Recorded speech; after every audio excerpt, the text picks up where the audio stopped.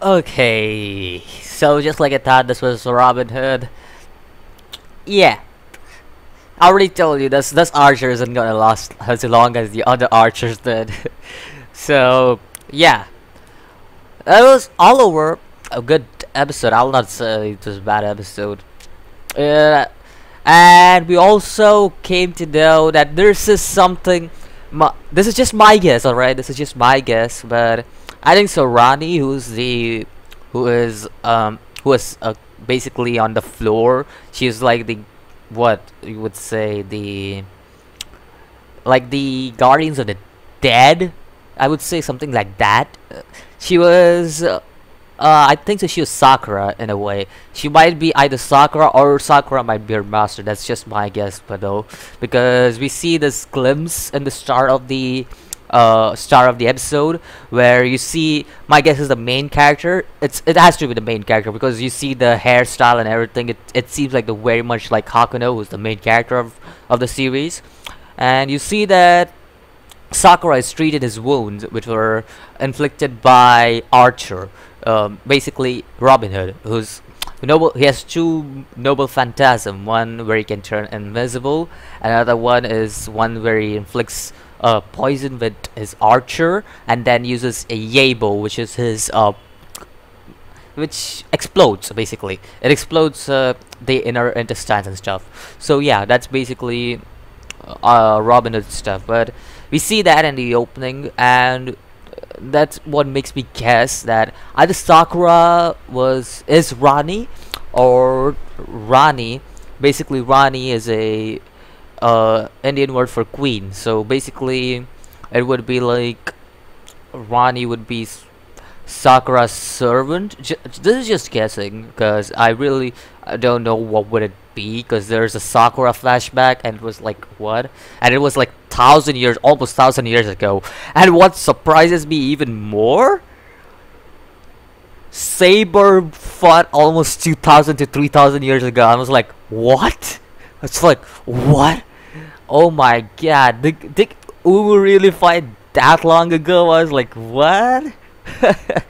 Because the year is 3020 AD. That was the first thing that surprises me, because it's normally taking place as 21st century. That already surprised me. But I was like, oh, wait, what? that nobody said me about that. We also get a glimpse of our main character's powers in this episode. Hakuno's powers. Like, that was very unique, you know? He gets like, you know, Timebreaker Bardock from Dragon Ball Z, Xenoverse and Heroes, a mask like that, and then the whole body becomes blackish, like he's some kind of like you know, like Delman Crybaby stuff, like except without wings, but very black. And like, what is going on here with yellow eyes and a mask and stuff? Like, he even imitated the guy Dan Blackmore, who has been with his servant Robin Hood for about 999 years in the same place, guarding that same place. And yeah, that was just, what was that? I could not know what that was overall. Like, it's just very strange. And way Ronnie said at the end of this end was also very strange. She said that it would be a demise of his personality, the mask of death. So I'm assuming that's the mask of death. That's just my assumption, because it looks cool and stuff, but it also gives that menacing vibe, you know? Like, you know, when the villain gives you a menacing vibe in an anime, like when Black first appeared in Dragon Ball Super, he gave a menacing vibe. When Frieza appeared in Dragon Ball Z, menacing vibe. When Pain appeared in Naruto, menacing vibe. So you know those kind of menacing vibes it gives away those kind of menacing vibes. So it was like, okay, that's kind of cool, but at the same time it's quite menacing. Then we also see like a little glimpse of where Dan and Archer were defeated 999 years ago. And it was cool, you know. 999 years ago, the Archer and Dan and Archer were defeated. So I was like, okay, that's something. Like, I didn't expect that. But then we also come to know that this place, Moon Cell, basically the whole place, it's basically the manifestation of thoughts. People who have died, their thoughts are manifested in one place in this Moon Cell, and my guess is that the Chakravat, right at the top of everything. My guess is that's where all the manifestation of minds and thoughts come in, and every time thoughts are manifested, you see that they lose emotions. That's what Ronnie said. Ronnie said about manifestation of minds and stuff. Now, is there anything else that I missed before I get to the end of the stage? Just making sure if there is anything else that I missed. Um, I don't think so. I missed anything else, did I? I don't think so. I think so. I gave all the information that are relevant to this episode. Yeah. So yeah, the full floor got destroyed, just like it was planned to be destroyed, and I think so. That's it. That's it. All the information I've given. So now we move on after credits. We move on. We get into this, and this is got funny, alright.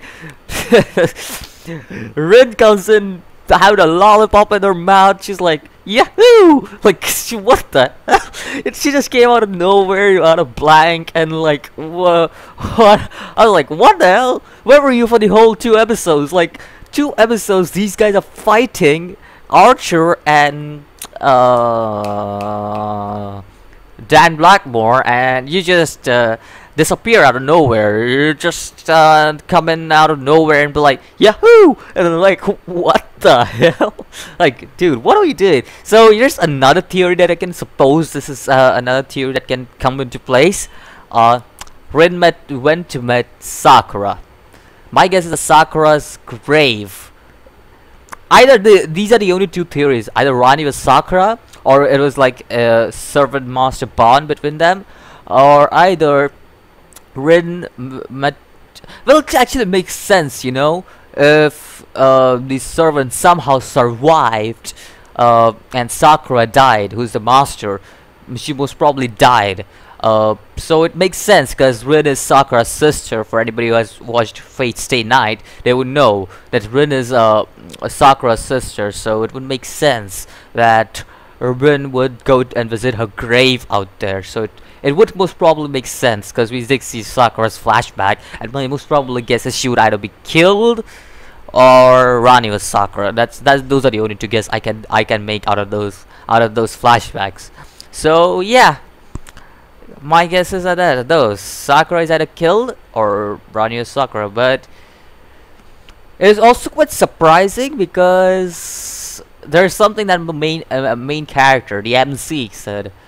He was like, Shinji, you have been guarding the first floor for 1,000 years too, and I was surprised because at the start Shinji was with the main character Hakuno, and I was like, what? How did that make sense?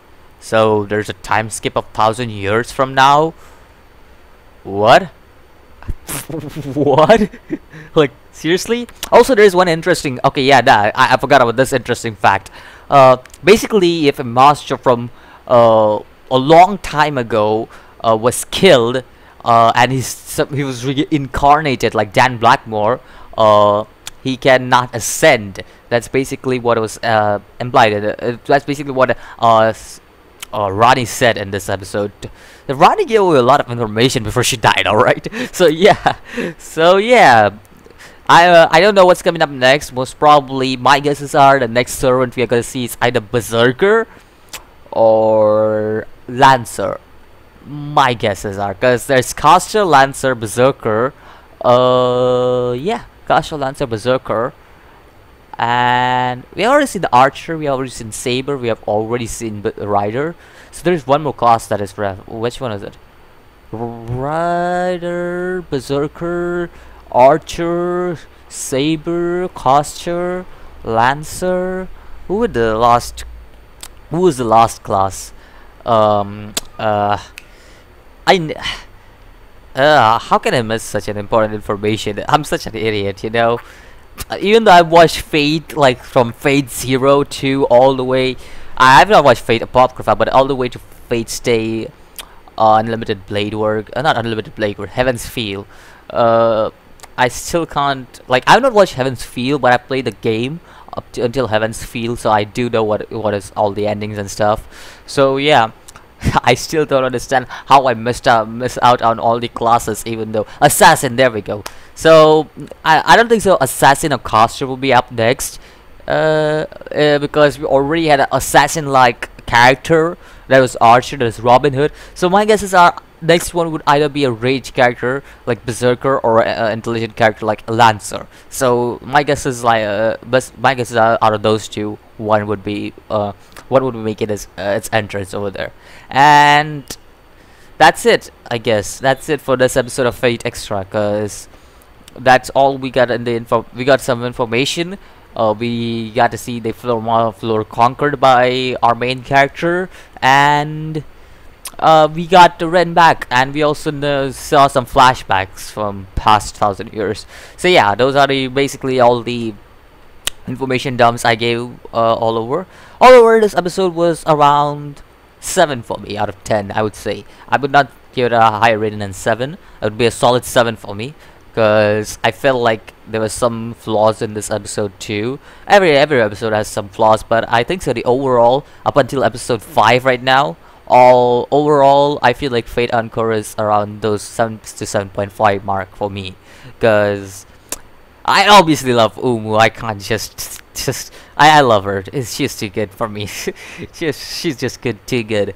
She's too good, just too good of a saber for if you look at her. So yeah, that's it for this episode. What do you think? Where do you scale this episode of Fate Extra Last Encore, or Last Encore, whatever you want to call it? And let me know your thoughts and opinions. Don't forget to like if you want more content. Don't forget to subscribe, as I do more anime contents and gaming contents as well. So I'll see you in the next episode. As always, peace.